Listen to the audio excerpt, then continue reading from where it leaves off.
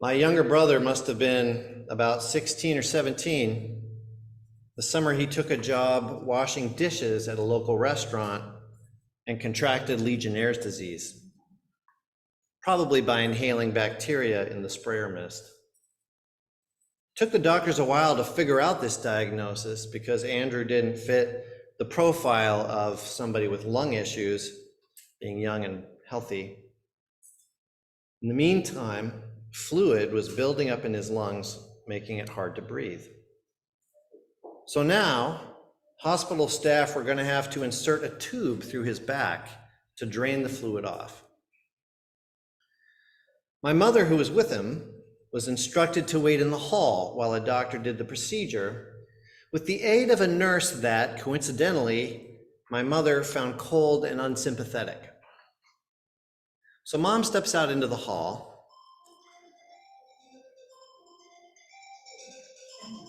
A few minutes later, she hears screaming coming from Andrew's room. The screams prickle her veins like ice. She's not sure what to do. She re-enters the room to find this grim-faced nurse holding my brother down while the doctor pushes a plastic tube into his body. Standing at the foot of the bed, out of the way, Mom puts a hand on Andrew's foot. "I'm here, Andrew," she says. The doctor yells at her to leave. Back out in the hall, Mom sees another nurse that she has gotten to know a little bit on the unit, a woman with a kind face and gentle eyes. "My son is in pain," Mom tells her. "You have to go in there and be with him. Please, I need you to be with him so he's not alone." I imagine the bemused nurse entering the room where there is already a nurse on hand. She shrugs when her colleague gives her a "what are you doing here" frown. Says, "The mother asked me to be here." Then she lays a hand on Andrew's foot and talks him through the final minutes of the procedure. I wonder if every parent has a moment like this, a moment when they become desperate, become willing to grab strangers, to beg and plead, to cast all dignity aside in order to help their child. I know I had mine on a Peruvian bus in the Andes when my son started to throw up from altitude sickness with a long ascent still ahead. I stood up, announced that my son was sick, and asked all those rows of strangers, most of whom probably didn't even speak English, if anyone had meds that could help. If someone had said, "I have Diamox, but you'll need to lick my boots clean for it," I would have done it. In today's gospel, the Canaanite woman is having that parental moment. Why else would she, a Gentile, even be here, hollering to catch the attention of this foreign Jewish healer? "Have mercy on me," she shouts, calling him Lord and Son of David. "My daughter is tormented by a demon." Jesus does not answer her at all, but he also does not send her away, as his disciples are urging him to do, because she's making this embarrassing scene. To me, this is a sign that something in her manner, something in the totality of her love-driven commitment is compelling to him. He explains he was sent only to the lost sheep of Israel, meaning only to other Jews. She kneels and begs for help.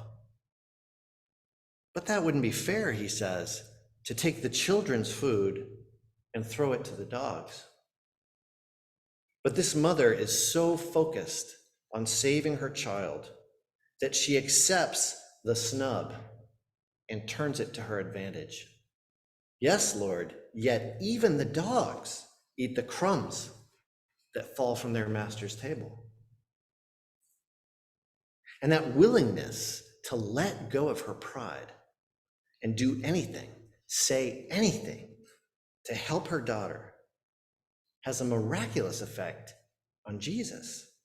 He, in turn, lets go of his pride. The Jewish Messiah allows this foreign woman to reframe the very definition of his mission in the world. Her humility triggers his humility. Her act of love calls forth and expands his own love to include her and others like her. Woman, great is your faith, he exclaims, and her daughter is healed instantly. The apparent contrast in this story is between the Gentile woman on the one hand and the Jewish Messiah and his disciples on the other. But the real contrast is between those ultimately concerned with social appearance, the disciples, and those willing to lose their dignity for the sake of love, the woman, and eventually Jesus. Shut her up, the disciples keep urging Jesus. Send her away. She's making a scene. She's making us look bad. Humiliate me all you want, the woman says. Call me a dog. I don't care. Just heal my daughter. And her devotion is so all-consuming that Jesus can't help but respond in kind.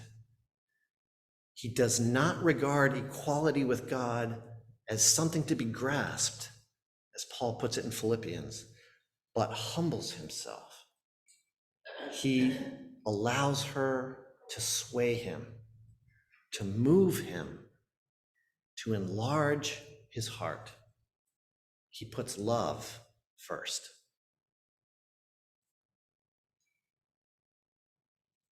It seems to me that this story says something profound about the nature of the God we worship. It proclaims that our God is a God who responds to love, is directed by love, magnifies love.